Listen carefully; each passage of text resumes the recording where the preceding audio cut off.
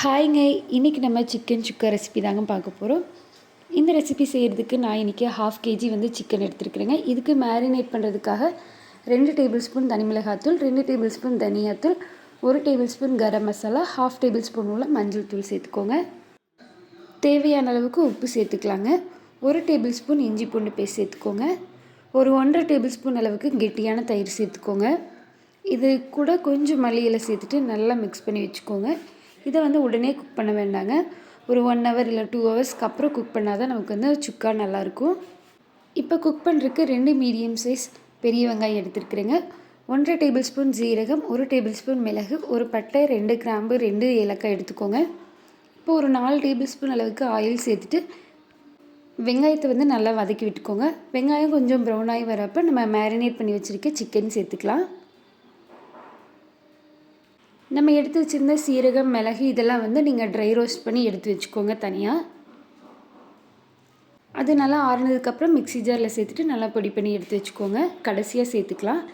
இப்போ நல்லா மிக்ஸ் பண்ணி விட்டுட்டு நல்லா கலந்து விட்டுருங்க. உப்பு பத்தலை அப்படின்னா நீங்கள் இந்த டைமில் மிக்ஸ் பண்ணிவிட்டு நீங்கள் ஒரு 5 to 10 மினிட்ஸ் போல் ஒரு மூடி போட்டு மூடி வச்சுருங்க.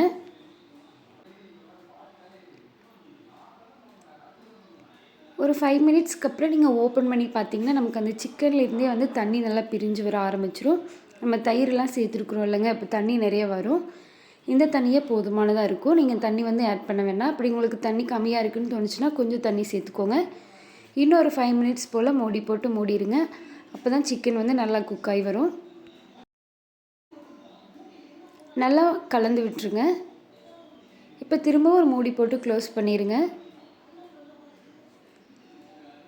எகெயின் ஒரு 5 மினிட்ஸ்க்கு அப்புறம் ஓப்பன் பண்ணி பார்த்தீங்கன்னா நமக்கு வந்து அந்த சிக்கன்லேருந்து அப்படியே எண்ணெயெல்லாம் பிரிஞ்சு வர ஆரம்பிச்சிடும். சிக்கன் வந்து நல்லாவே வெந்துடுச்சுங்க.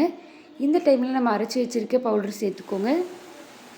சேர்த்துட்டு நல்லா கலந்து விட்டுருங்க. ஒரு 3 to 4 நிமிஷம் மட்டும் நீங்கள் அப்படியே ஸ்லோ ஃப்ளேமில் வச்சுட்டு நல்லா மிக்ஸ் பண்ணி இறக்குனிங்கன்னா நமக்கு சுக்கா ரெடி ஆயிரும்.